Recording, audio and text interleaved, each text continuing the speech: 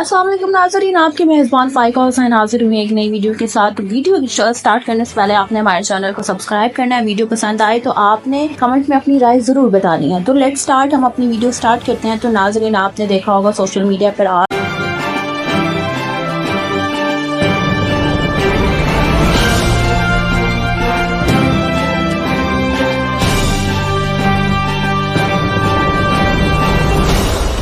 Dubai की कुछ property से रिलेटेड कुछ इंफॉर्मेशन है जो लीक्ड हुई है, जिसमें जनूबी एशिया के दूसरे ममालिक पाकिस्तान के बारे में भी बताया गया है कि पाकिस्तान के लोगों की दुबई में कितनी प्रॉपर्टीज और कितनी मालियत की प्रॉपर्टीज हैं। तो अपनी इस वीडियो को स्टार्ट करते हैं। दुबई की प्रॉपर्टी पाकिस्तानी और जनूबी एशिया शख्सियात के लिए सरमायाकारी की जन्नत क्यों है? आखिर ऐसा लोग क्यों करते हैं कि जी अपने शहर से अपने मुल्क से दूसरे मुल्क जाकर प्रॉपर्टी को बना लेते हैं, अपने मुल्क में रहकर प्रॉपर्टी क्यों नहीं बनाते हैं? तो पाकिस्तान समेत दुनिया भर में गुज़श्ता दिन से आलमी सहाफ़ती तंजीम organised crime and corruption reporting project की जानिब से दुबई अनलॉक्ड के इनवान से होने वाली तहकीकात का चर्चा हो रहा है, जिसमें मुत्तहदा अरब अमारात के शहर दुबई की प्रॉपर्टी मार्केट में सरमायाकारी करने वाले कई नाम और उनसे जुड़े हकाइक सामने आए हैं।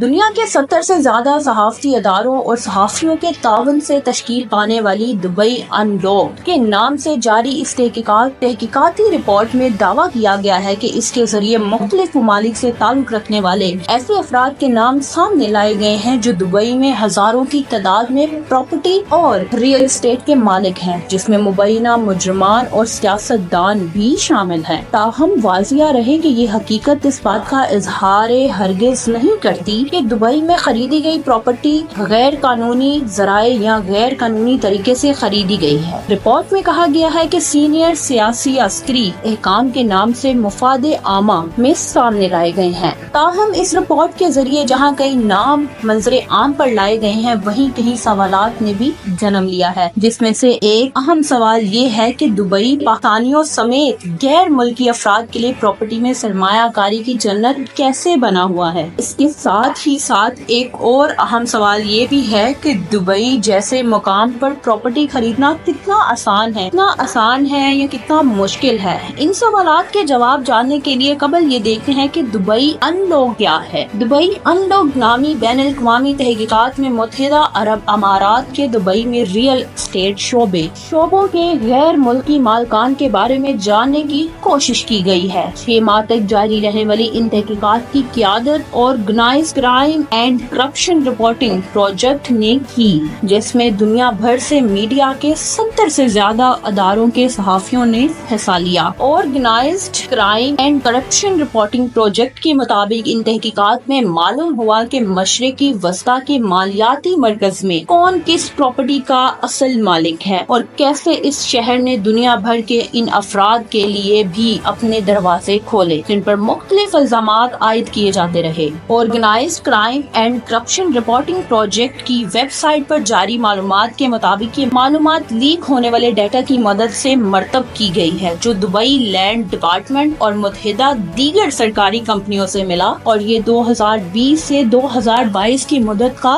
रिकॉर्ड था। ये भी बताया गया कि डाटा सबसे पहले वाशिंगटन डीसी में मौजूद centre for advanced defences standard नामी गैर सरकारी तंजीम ने हासिल किया, जो बाद में OCCRP को फराहम किया गया। OCCRP के मुताबिक दुबई की हाउसिंग मार्केट में मजमूई तौर पर गैर मुल्की अफराद 160 अरब डॉलर मालियत की प्रॉपर्टी रखते हैं, और इस तहकीकाती रिपोर्ट में OCCRP के मीडिया पार्टनर्स और पाकिस्तानी अखबार रोजनामा डॉन की एक तहरीर के मुताबिक 2022 के लिंक शुदा डाटा के मुताबिक दुबई की 23,000 रिहायशी प्रॉपर्टी की मालिकियत 17,000 पाकिस्तानी शहरियों के पास है। यूँ पाकिस्तानी शहरियत के हामिल अफराद इस फहरिस्त में दूसरे नंबर पर हैं। 35,000 प्रॉपर्टीज के मालकान के साथ इंडियन शहरी पहले नंबर पर हैं। OCCRP की रिपोर्ट के मुताबिक बरतानवी शहरियों شہریوں کے پاس 22,000 جبکہ سعودیہ شہریوں کے پاس 16,000 پراپرٹیز ہے۔ تاہم OCCRP کے مطابق تحقیقات میں صرف 200 ایسے افراد پر توجہ دی گئی ہے جس کا یا تو مجرمانہ ریکارڈ تھا یا وہ سیاسی شخصیت تھی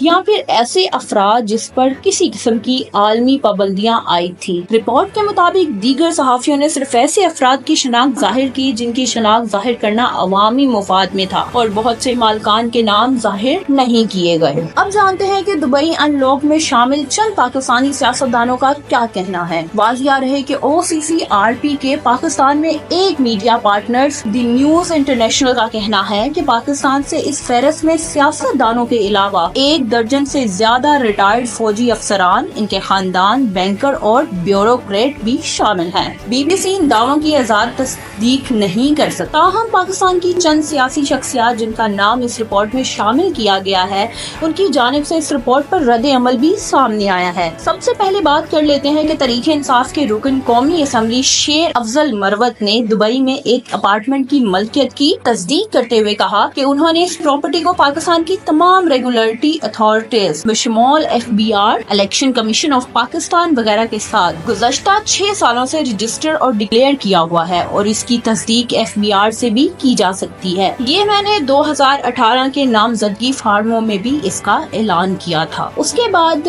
بات کر لیتے ہیں محسن نقوی کی۔ یہ پراپرٹی لیک ہونے کے بعد انہوں نے ٹویٹ میں کہا دبئی ان لاک میں پاکستان کے وزیر داخلہ اور سینیٹر محسن نقوی کا نام بھی شامل ہے، جس کا کہنا ہے کہ 2017 میں میری اہلیہ کے نام پر خریدی گئی دبئی پراپرٹی ٹیکس ریٹرن میں مکمل طور پر ظاہر اور درج ہے۔ بطور نگران وزیر اعلیٰ پنجاب الیکشن کمیشن میں جمع کرائے گئے گوشواروں میں بھی اسے ظاہر کیا گیا ہے۔ یہ پراپرٹی 1 سال پہلے فروخت کی گئی تھی اور حال ہی میں نے اس رقم سے ایک نئی پراپرٹی خریدی گئی۔ اس کے بعد دیکھا جائے تو شرجیل انعام مہمن کا بھی جو نام تھا اور انہوں نے بھی اپنی ٹویٹ کی۔ سندھ کے سینیٹر صوبائی وزیر شرجیل انعام مہمن کا بھی کچھ ایسا ہی موقف ہے اور ان کا کہنا ہے کہ ان کی اساس پاکستان میں ٹیکس حکام اور الیکشن کمیشن کے سامنے پہلے سے ظاہر شدہ ہیں۔ وہ کہتے ہیں کہ ہم ہر سال اثاثوں اور جائیداد کی ڈکلیریشن میں یہ تفصیلات جمع کراتے ہیں۔ یہ کوئی نئی بات نہیں، پہلے سے سب کچھ عوام کے علم میں ہے۔ تاہم دبئی کی پراپرٹیز لیکڈ ہونے کے بعد جن فہرست کے نام آئے ان کے ٹویٹ کے بعد شفقت محمود رہنما تحریک انصاف کے سابق رہنما شفقت محمود نے سوال اٹھایا کہ دبئی میں پراپرٹی رکھنے والے جن افراد کا نام سامنے آیا وہ کہتے ہیں کہ یہ ڈکلیئر شدہ ہے، لیکن اصل معاملہ